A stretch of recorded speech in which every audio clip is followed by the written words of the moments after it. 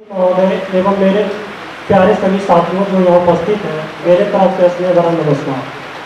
और यहाँ पे उपस्थित सभी सफल अभ्यर्थियों को ढेर सारी बधाइयाँ एवं शुभकामनाएं।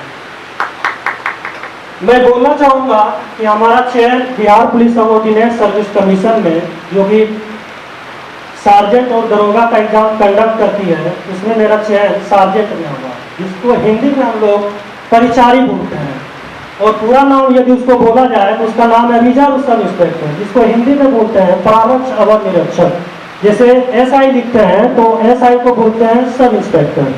पूरा एसआई पूरा उसका नाम है पीएसआई, पुलिस सब इंस्पेक्टर, जिसको हम लोग बोलते हैं पुलिस अवर निरीक्षक। उसी तरह सार्जेंट का हिंदी में नाम है परिचारी, और पूरी तरह से विस्तृत नाम जानना चाहेंगे तो उसका इंग्लिश में नाम है रिजर्व सब इंस्पेक्टर, हिंदी में बोलते हैं प्रारक्ष अवर निरीक्षक। बोलना चाहूँगा कि ऐसी बात नहीं है कि हम बहुत दिनों से मतलब ये क्या बोलता है फिजिकल का तैयारी करते थे। 1717 की जब बहाली आई थी तो उसमें मेरा प्री भी नहीं हुआ था। फिर 2446 की बहाली आई, उसमें भी मेरा प्री नहीं हुआ। 2213 की बहाली आया, प्री भी हुआ, मेंस भी हुआ, मेरिट भी हुआ। तो ये मायने नहीं रखता है कि एक बार नहीं हुआ तो हिम्मत हार जाना है। यहाँ तक कि मेरा जीके जीएस भी बढ़िया नहीं था, साइंस उतना भी बेहतर नहीं था, लेकिन कुछ ठीक ठाक था। मैथ बढ़िया था, रीजनिंग बढ़िया था, जीके जीएस बढ़िया नहीं था। लेकिन जहाँ हम रेलवे में ड्यूटी करते थे वहाँ से हर एक बार कोई ना कोई बहाली में एक लड़का लड़की दरोगा बन ही जाता था। तो मुझे इस बात का अफसोस होता था कि ये लोग में क्या है, हम में क्या है जो मेरा होता नहीं है। उनसे पूछते थे, वो हमको बताते थे, फिर उनको उसको फॉलो करते थे। और इस बार एग्जाम हुआ तो मेरा सब हो गया। रनिंग की बात आया, जब मेरा प्री और मेंस हुआ तो रनिंग के लिए जब नौकरी करते हैं तो कितना छुट्टी मिलेगा आपको। इस बार तो रनिंग के लिए तो 1 महीना टाइम मिला। और कभी हम दौड़ते भी नहीं थे। ऐसा नहीं कि कभी जीडी का तैयारी की है या कोई बिहार पुलिस का, ऐसा नहीं कि इसको भी दृष्टि से देखते थे। एक्चुअली मेरा इंटरेस्ट इसमें नहीं था। रेलवे में थे तो लगता था चलो उधर भी हमारे लिए बढ़िया है। जब दौड़ने के लिए अपना गाँव आए तो कभी दौड़े नहीं तो पहले 10 दिन तो पहले पैर ही दर्द करता था, कभी पैर तो कभी हाथ तो कभी कमर तो कभी बदन। तो फिर दौड़ते थे, पहले बार तो 8 मिनट लगता था, 7.5 मिनट लगता था, फिर लगता था होगा ही नहीं, फिर भी दौड़ते थे। टेस्ट देने के लिए आते थे इन्हीं के पास, टाइगर सर जो है, उनसे पहले भी मिले। हम बोले सर देखिए हमको फिजिकल करना है, हमारा तो फिजिकल उतना बढ़िया है नहीं, लेकिन कोशिश करेंगे। ये बोले ठीक है। मेरा हाई जंप लॉन्ग जंप बोला ये सब तो बढ़िया था। हाई जंप हम 4.5 मार लेते थे और बढ़िया से मारते थे। फिर यहाँ टेस्ट देने के लिए आए तो यहाँ मेरा टाइम लगा 6:25 मिनट, 6 मिनट 25 सेकेंड। तो सोचे चलो हो जाएगा, फिर भी सोचे नहीं और टाइम घटाना है। फिर इसी तरह मेहनत करते गए, 10-12 दिन बचा, फिर उसी में दौड़े। वहाँ गए तो ऐसा बात नहीं वहाँ में एक्सेलेंट मारे। मेरा वहाँ टाइम जो लगा वो 6 मिनट 27 सेकेंड लगा। लेकिन हाई जंप लॉन्ग जंप में और गोला फेंकने में हमको दिक्कत नहीं हुआ। तो मेरा बोलने का मकसद ये है कि आप हिम्मत नहीं हारिए। ऐसे इसका मतलब ये नहीं होता है कि हमको कुछ नहीं आता है या हमारा फिजिकल नहीं है या पढ़ने में तेज नहीं है। तो आपके बगल में जो होता है या आपके सहपाठी होते हैं उनसे जरूर सीखिए आप। यदि आप नहीं सीखेंगे तो उनका क्या लेंगे। यदि आप उनसे सीख लेते हैं तो आपके बदले वो नौकरी थोड़ी ना करेंगे। यदि आप उनसे पूछ के यदि बन जाते हैं तो नाम आपका ही होगा। तो गाँव वाला ये नहीं बोलेगा उससे पूछ के ये बन गया है। तो पूछने में शर्माना नहीं है, कभी ये मत शर्माइए। पढ़िए, बेहतर ढंग से पढ़िए, टाइम दीजिए। आपके पास बहुत सारा टाइम है, 24 घंटा है। 24 घंटा बहुत होता है किसी भी इंसान के लिए। आप 8 घंटा सोएंगे भी, 8 घंटा इधर उधर काम भी करेंगे, फिर भी आपके पास 8 घंटा टाइम मिलेगा। और बेहतर रणनीति के साथ पढ़िए। एग्जाम ये कोई बड़ी बात नहीं है, सिर्फ लगता है। पहले हम भी सोचते थे कि ये दरोगा का जो एग्जाम होता है ना, ये बहुत बड़ा एग्जाम है। और बड़े बड़े जब घरों में होता था, बनता था, तो मुझे लगता था कि ये जो है ना हम लोगों की बस की बात नहीं है। नौकरी तो पहले गाँव में बोलता था कि नौकरी मिल गया मतलब भगवान मिल गया, लेकिन ऐसी बात नहीं है। एक्चुअली होता क्या था, हम लोगों के पास शिक्षा का अभाव था। हम लोग इतना शिक्षित नहीं थे, उसके बारे में जान नहीं पाते थे। जब तक उस चीज़ों से आप रूबरू नहीं होंगे तब तक आप उससे अवगत नहीं हो सकते हैं, तब तक आपको लगेगा ही नहीं कि ये मैं कर सकता हूँ।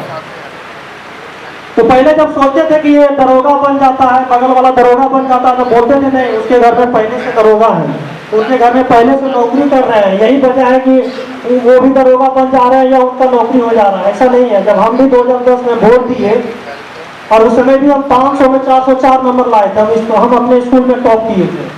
जब वहाँ से हम गाँव से निकले पटना पढ़ने गए, तब वहाँ जाके पता चला कि नहीं नौकरी कोई बड़ी चीज़ नहीं है। हम IIT का तो नाम भी नहीं जानते थे, AIEEE का नाम भी नहीं सुने थे, नीट का नाम भी नहीं जानते थे, एम्स का नाम भी नहीं जानते थे। वहाँ गए तो यही सब हमको यही सब लिखा हुआ बोर्ड ही मिलता था। वहाँ हम एक्चुअली 12 तक करने के लिए गए थे, सोचे यहाँ जितना बेहतर से 10वां तक पढ़ लिए, बोर्ड पढ़ लिए, उसी तरह मुझे 12 का भी नॉलेज होना चाहिए, 11 और 12 का। वहाँ गए तो बोले इसके साथ साथ IIT का भी तैयारी होता है, लेकिन उतना बढ़िया बैकग्राउंड था नहीं। हम लोग तो है बिहार का है, बिहारी मैथ बढ़िया होता है, सब कुछ बढ़िया थोड़ी होता सारा सब्जेक्ट। वहाँ गए तो पढ़े तो देखे मैथ में बढ़िया ही करते थे। कोई इनमें से कोई दिलीप सर के पास पढ़े होंगे तो पता होगा, वहाँ अवार्ड भी हमको मिलता था। जब परम्यूटेशन कॉम्बिनेशन सिर्फ वो 4 महीना पढ़ाते थे, उसमें से हमको लगभग एक बार मुझे अवार्ड मिला था। फिजिक्स वगैरह समझ में नहीं आता था, केमिस्ट्री तो नहीं के बराबर समझ में आता था, क्योंकि यहाँ पढ़े थे बोरा बिछाओ स्कूल में, और भी हिंदी मीडियम से। वहाँ गए तो पूरी तरह से एक तो माइक में बोलते थे, एक इंग्लिश में बोलते थे। तो पहला 2-3 महीना तो लैंग्वेज ही बाउंस कर रहा था, समझ में ही नहीं आ रहा था। फिर भी सोचे चलो पढ़ते हैं, नॉलेज में क्या दिक्कत है, नहीं IITian बनेंगे, नहीं AIEEE होगा, नहीं IIT कॉलेज मिलेगा, नहीं NIT कॉलेज मिलेगा, नीट नहीं कर पाएंगे, लेकिन नॉलेज तो होगा। उसी में सीखते गए, धीरे धीरे भटकते गए, वहाँ पढ़ाते भी थे।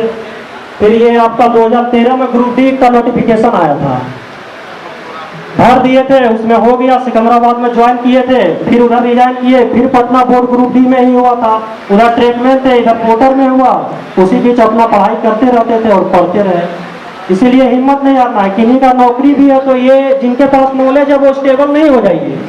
ये मत सोचिए कि हमारा BPSC नहीं होगा, ये मत सोचिए हमारा दरोगा नहीं होगा, वो ये मत सोचिए कि हमारा स्टेशन मास्टर नहीं होगा। आप पढ़ते रहिए, मेहनत करते रहिए, सही डायरेक्शन में कीजिए, आपका नौकरी जरूर होगा। और नहीं होगा तो आप जरूर किन्हीं का नौकरी जरूर लगाएंगे, इतना तो काबिल बन ही जाएंगे। और जब भी अभी जो सोशल मीडिया का जो जमाना है ना, ये बहुत को बना भी दिया है, बहुत को बर्बाद भी कर दिया है।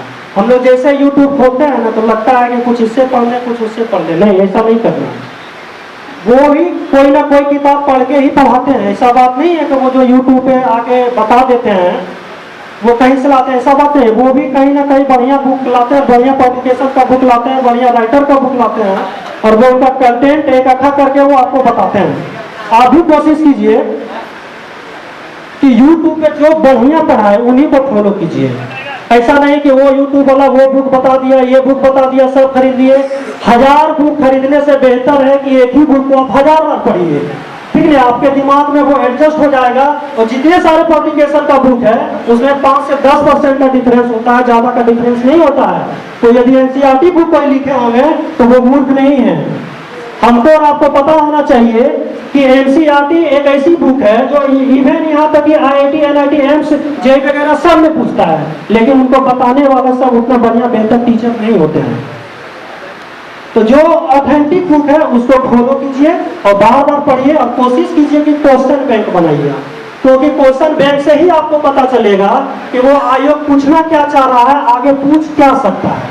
संभावना है उसी से आपको क्रिएट होगी और बनेगी भी कि हम आगे क्या पढ़ सकते हैं। हम लोग बहुत सारे जितना पब्लिकेशन का बुक आते हैं लाते हैं, सेट पढ़ते हैं, फेंक देते हैं। नहीं, वैसे भी नहीं पढ़ना है। सेट जब आप बनाते हैं तो उसमें आप देखिए कि हमको प्रॉब्लम किसमें हो रहा है। प्रॉब्लम जिसमें हो रहा है वो देखिए वो किस सब्जेक्ट का है, वो सब्जेक्ट का किस चैप्टर का है, उसको आप होमवर्क के रूप में लिखिए।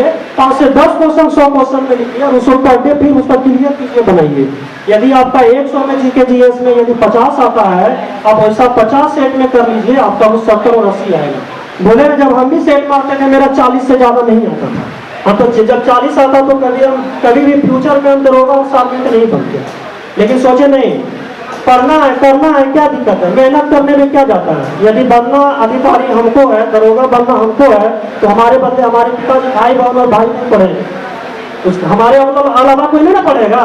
पढ़ना तो हम ही को है। इसीलिए मेहनत करते रहिए, ऑथेंटिक बुक पढ़िए और क्वेश्चन बैंक को ही बनाइए, ज्यादा इधर उधर बुक मत पढ़िए। ठीक है, अब ज़्यादा क्या बोलूँगा, अपने शब्दों को विराम देना चाहूँगा।